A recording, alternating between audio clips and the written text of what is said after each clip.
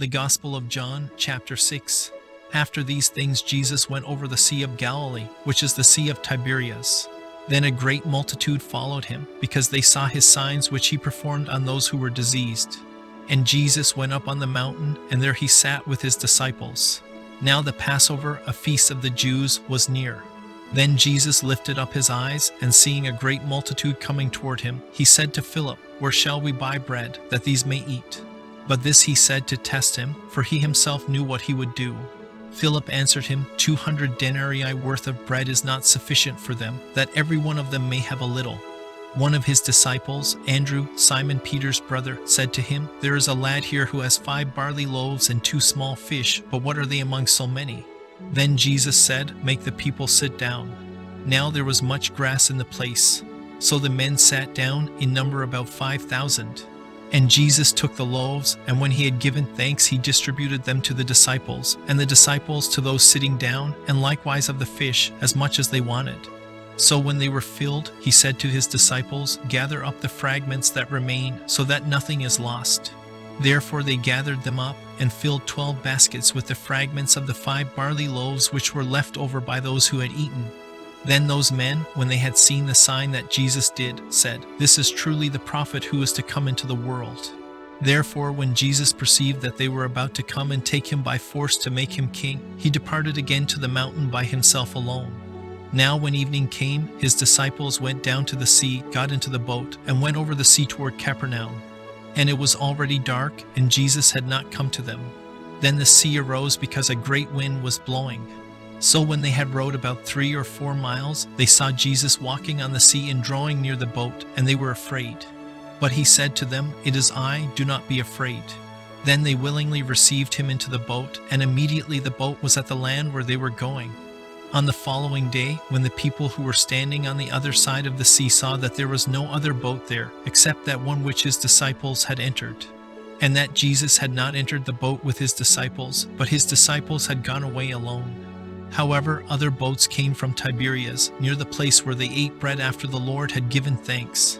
When the people therefore saw that Jesus was not there, nor his disciples, they also got into boats and came to Capernaum, seeking Jesus. And when they found him on the other side of the sea, they said to him, "Rabbi, when did you come here?" Jesus answered them and said, "Most assuredly, I say to you, you seek me, not because you saw the signs, but because you ate of the loaves and were filled. Do not labor for the food which perishes, but for the food which endures to everlasting life, which the Son of Man will give you, because God the Father has set his seal on him." Then they said to him, "What shall we do, that we may work the works of God?" Jesus answered and said to them, "This is the work of God, that you believe in him whom he sent." Therefore they said to him, "What sign will you perform then, that we may see it and believe you? What work will you do? Our fathers ate the manna in the desert, as it is written, he gave them bread from heaven to eat." Then Jesus said to them, "Most assuredly, I say to you, Moses did not give you the bread from heaven, but my Father gives you the true bread from heaven. For the bread of God is he who comes down from heaven and gives life to the world." Then they said to him, "Lord, give us this bread always." And Jesus said to them, "I am the bread of life. He who comes to me shall never hunger, and he who believes in me shall never thirst. But I said to you that you have seen me and yet do not believe. All that the Father gives me will come to me, and the one who comes to me I will by no means cast out. For I have come down from heaven, not to do my own will, but the will of him who sent me. This is the will of the Father who sent me, that of all he has given me I should lose nothing, but should raise it up at the last day. And this is the will of him who sent me, that everyone who sees the Son and believes in him may have everlasting life, and I will raise him up at the last day." The Jews then complained about him, because he said, "I am the bread which came down from heaven." And they said, "Is not this Jesus, the son of Joseph, whose father and mother we know? How is it then that he says, 'I have come down from heaven'?" Jesus therefore answered and said to them, "Do not murmur among yourselves. No one can come to me unless the Father who sent me draws him, and I will raise him up at the last day. It is written in the prophets, and they shall all be taught by God. Therefore everyone who has heard and learned from the Father comes to me. Not that anyone has seen the Father, except he who is from God. He has seen the Father. Most assuredly, I say to you, he who believes in me has everlasting life. I am the bread of life. Your fathers ate the manna in the wilderness and are dead. This is the bread which comes down from heaven, that one may eat of it and not die. I am the living bread which came down from heaven. If anyone eats of this bread, he will live forever, and the bread that I shall give is my flesh, which I shall give for the life of the world." The Jews therefore quarreled among themselves, saying, "How can this man give us his flesh to eat?" Then Jesus said to them, "Most assuredly, I say to you, unless you eat the flesh of the Son of Man and drink his blood, you have no life in you. Whoever eats my flesh and drinks my blood has eternal life, and I will raise him up at the last day. For my flesh is food indeed, and my blood is drink indeed. He who eats my flesh and drinks my blood abides in me, and I in him. As the living Father sent me, and I live because of the Father, so he who feeds on me will live because of me. This is the bread which came down from heaven, not as your fathers ate the manna and are dead. He who eats this bread will live forever."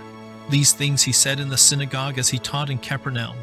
Therefore many of his disciples, when they heard this, said, "This is a hard saying, who can understand it?"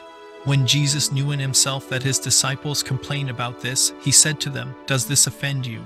What then if you should see the Son of Man ascend where he was before? It is the Spirit who gives life, the flesh profits nothing. The words that I speak to you are spirit, and they are life. But there are some of you who do not believe." For Jesus knew from the beginning who they were who did not believe, and who would betray him. And he said, "Therefore I have said to you that no one can come to me unless it has been granted to him by my Father." From that time many of his disciples went back and walked with him no more.